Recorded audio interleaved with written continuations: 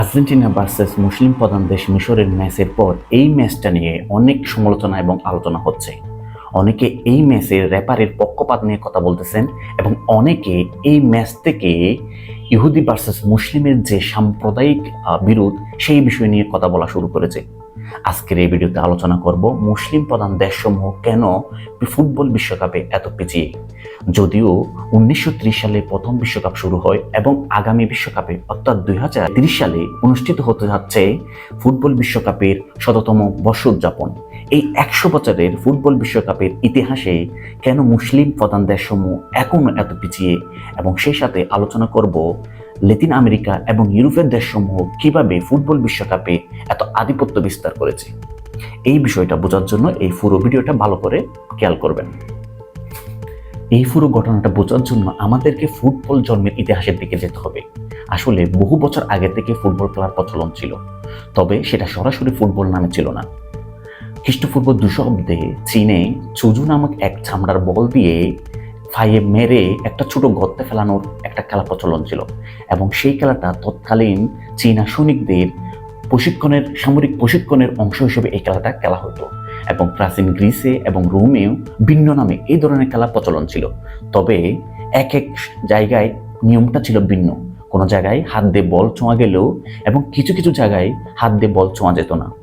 এই ধরনের বিশৃঙ্খলা দূর করার জন্য 1863 সালে সর্বপ্রথম ইংল্যান্ডে গঠিত হয় দ্য ফুটবল অ্যাসোসিয়েশন, যার পর থেকে ফুটবলের একটা লিখিত আকারে ফুটবলের নিয়মগুলো লিখিত আকারে দেওয়া হয়, যার পর থেকে ফুটবলের একটা গঠনমূলক লিখিত রূপে প্রকাশ করা হয়।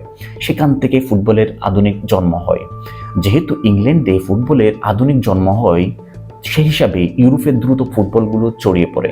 19 শতাব্দীর শেষ দিকে ব্রিটেনে যখন শিল্প বিপ্লব শুরু হয়, তখন তারা অনেকগুলো কারখানা এবং ইন্ডাস্ট্রি গঠন করা শুরু করে, এবং সেই ইন্ডাস্ট্রিগুলোতে অনেকগুলো শ্রমিক কাজ করে, এবং তাদের এই ইন্ডাস্ট্রির মালিকরা তাদের শ্রমিকদের বিনোদন এবং শারীরিক সুস্থতার জন্য তাদের ফুটবল খেলায় উৎসাহিত করতেন এবং ক্লাব গঠনে উৎসাহ দিতেন। তারই ফলশ্রুতিতে যারা কারখানায় কাজ করতো তারা ম্যানচেস্টার ইউনাইটেড নামে একটি ক্লাব গঠন করে, যেটা 1878 সালে, এবং যারা অস্ত্র কারখানায় কাজ করতো তারা 1886 সালে আর্সেনাল নামে একটি ক্লাব গঠন করে।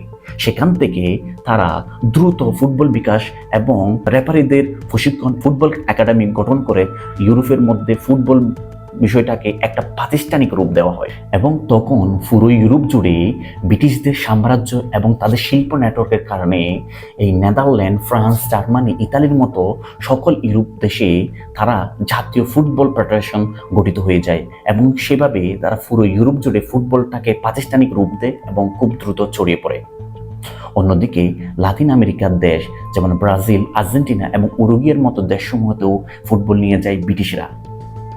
সেই সময়টাতে শিল্প বিপ্লবের পরে এই ব্রিটিশরা ব্রাজিল, আর্জেন্টিনা এবং উরুগুয়ের মতো লাতিন আমেরিকার দেশসমূহতে ব্যাংকিং, কারখানা এবং বিভিন্ন প্রতিষ্ঠান গঠন করে এবং সেখানে অনেকগুলো বিনিয়োগ করে। সেই বিনিয়োগের কারণে সেখানে আস্তে আস্তে অনেক ব্রিটিশ ইঞ্জিনিয়ার এবং পেশাজীবী ব্রিটিশরা সেখানে বসবাস করতে শুরু করে। তারপর থেকে তারা ওইখানে ফুটবলটাকে ছড়িয়ে দেয়। তবে বলে রাখা ভালো, স্কটিশ এক স্কুল শিক্ষককে আর্জেন্টিনার ফুটবলের জনক বলা হয়, কেননা তিনি 1893 সালে আর্জেন্টিনায় জাতীয় ফুটবল অ্যাসোসিয়েশন গঠনে অগ্রণী ভূমিকা পালন করেন, এবং তিনি এই এক স্কুলে ফুটবলের এই বিষয়টাকে তাদের পাঠ্যক্রমে সংযুক্ত করেন। এবং এর ভিতরে 1914 সালের দিকে ব্রাজিলেও তাদের জাতীয় ফুটবল অ্যাসোসিয়েশন গঠিত হয়ে যায়। অন্যদিকে 1904 সালে ফিফা গঠিত হয় এবং 1930 সালে উরুগুয়েতে প্রথম ফুটবল বিশ্বকাপ হয়। এই প্রথম ফুটবল বিশ্বকাপে প্রায় 13টি দেশ অংশগ্রহণ করে। এই 13টি দেশের মধ্যে কোনো মুসলিম প্রধান দেশ ছিল না, এবং 13টি দেশের মধ্যে প্রায় সকল দেশ ছিল আমেরিকার এবং ইউরোপের।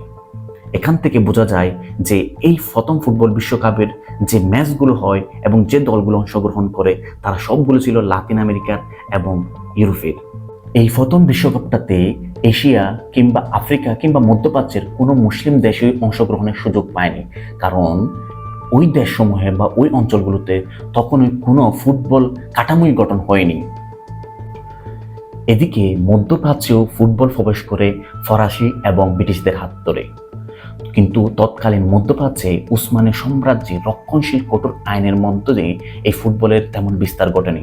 উসমানীয় সাম্রাজ্যের সম্রাটরা তখন এই ফুটবলকে বিদেশি খেলা এবং রাজনৈতিক জমাতের একটি কারণ দেখিয়ে এই ফুটবলটাকে খুব একটা বিস্তারে সহায়তা করেনি।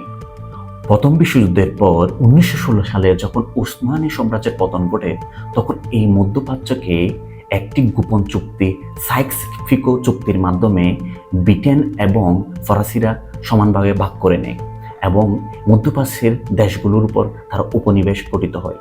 এই মধ্যপ্রাচ্যের এই মুসলিম দেশগুলো মধ্যপ্রাচ্যের অধীনে থেকে তাদের যে জাতীয় কোনো প্রতিষ্ঠান গড়ে তুলবে সেই সুযোগটা ছিল না।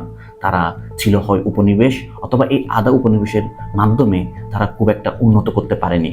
কিন্তু এরই ভিতর ল্যাটিন আমেরিকা এবং ইউরোপের দেশসমূহ ফুটবল নিয়ে অনেক আগাই গেল। ইউরোপ এবং ল্যাটিন আমেরিকার দেশসমূহ যখন 1930 সালে ফুটবল বিশ্বকাপ আয়োজনে ব্যস্ত ছিল, তখন মধ্যপ্রাচ্যের বেশিরভাগ দেশ স্বাধীনতাই অর্জন করতে পারেনি। মধ্যপ্রাচ্যের এই দেশসমূহ স্বাধীনতা অর্জন করে 1950 সাল বা তার অনেক পরে গিয়ে সে সময়টাতে মধ্যপ্রাচ্যের এই দেশসমূহ স্বাধীনতা অর্জন এবং বিভিন্ন রাজনৈতিক স্থিতিশীল নিয়ে তারা অনেক রাজনৈতিক সংকট মোকাবেলায় ব্যস্ত ছিল, যার কারণে তারা ফুটবল অবকাঠামো নির্মাণে খুব একটা মনোযোগী হতে পারেনি। এর ভিতরে ইউরোপ ও ল্যাটিন আমেরিকার দেশসমূহ 70 থেকে 80 বছরের প্রায় প্রাতিষ্ঠানিক অভিজ্ঞতা অর্জন করে ফেলে এই ফুটবলে। অন্যদিকে আফ্রিকায় মরক্কো, আলজেরিয়া ও তিউনিসিয়ার মতো দেশসমূহতে ফুটবল নিয়ে আসে ফরাসি উপনিবেশিক শাসন, কিন্তু তাদের মধ্যে ছিল এক বৈষম্যমূলক অবস্থান। ইউরোপী বসতি স্থাপনকারীদের ক্লাব এবং স্থানীয় জনগোষ্ঠীর ক্লাব আলাদা ছিল। স্থানীয়রা সেরা ক্লাব কিংবা তুমুল প্রতিযোগিতায় অংশগ্রহণ করার ক্ষেত্রে সীমিত ছিল।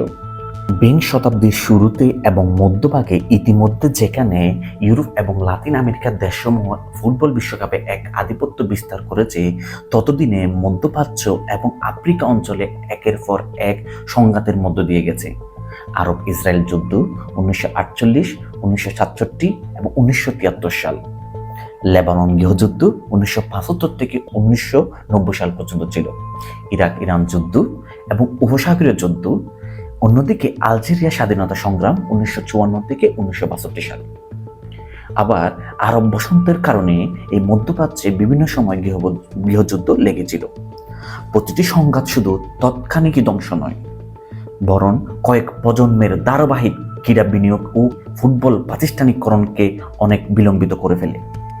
যেখানে ফুটবল সাফল্যের জন্য প্রয়োজন ধারাবাহিক যুব একাডেমি, কোচিং ব্যবস্থা এবং লীগ ব্যবস্থা, যেখানে মধ্যপ্রাচ্যে এবং আফ্রিকার মুসলিম দেশসমূহে বিভিন্ন সময়ে বিভিন্ন যুদ্ধ ও সংঘাত লেগেছিল, যার কারণে তারা এই ফুটবলকে প্রাতিষ্ঠানিক হিসাবে নেওয়ার ক্ষেত্রে অনেক পিছিয়ে পড়ে। অন্যদিকে এশিয়ার মুসলিম প্রধান দেশ, যেখানে পাকিস্তান, ইন্দোনেশিয়া এবং বাংলাদেশের মতো দেশে ঘনবসতিপূর্ণ হওয়ার পরও তাদের রাষ্ট্রীয় অল্প সীমিত সম্পদের মধ্যে যেখানে শিক্ষা, স্বাস্থ্য এবং প্রতিরক্ষাকে বেশি গুরুত্ব দিয়ে ফেলে, সেখানে ক্রীড়ার মধ্যে যে অল্প বরাদ্দ দিয়ে থাকে সেটা ইউরোপ এবং ল্যাটিন আমেরিকার দেশসমূহের তুলনায় অনেক সীমিত। মুসলিম বিশ্বের এই সংঘাত, যুদ্ধ এবং এত প্রতিকূলতার মধ্যেও একটি ইতিবাচক ঘটনা হলো মুসলিম প্রধান দেশসমূহ এখন ফুটবল বিশ্বে অনেকটা ভালো করতে শুরু করেছে। যেমন 2022 সালে কাতার বিশ্বকাপ আয়োজন করা এবং 2034 সালে মরক্কো সহ ফুটবল আয়োজক হওয়া এবং 2034 সালে সৌদি আরব ফুটবল বিশ্বকাপ আয়োজন করা, এটা মুসলিম প্রধান দেশসমূহের জন্য একটা বড় অর্জন। এবং এবারের বিশ্বকাপে 13 থেকে 14টি মুসলিম দেশ অংশগ্রহণ করার সুযোগ পেয়েছে এবং আমরা আশা করি একটা সময় গিয়ে বা একটা পর্যায়ে গিয়ে মুসলিম প্রধান দেশসমূহ ইউরোপ এবং লাতিন আমেরিকার দেশসমূহের মতো আধিপত্য বিস্তার লাভ করতে সক্ষম হবে। আজ এই পর্যন্ত, আবার দেখা হবে নতুন কোনো টপিক নিয়ে। ততদিন ভালো থাকবেন, সুস্থ থাকবেন এবং এই ভিডিওটা দেখার পরে যদি আপনাদের নিজস্ব কোনো মতামত থাকে অবশ্যই নিচে কমেন্ট করবেন। ধন্যবাদ।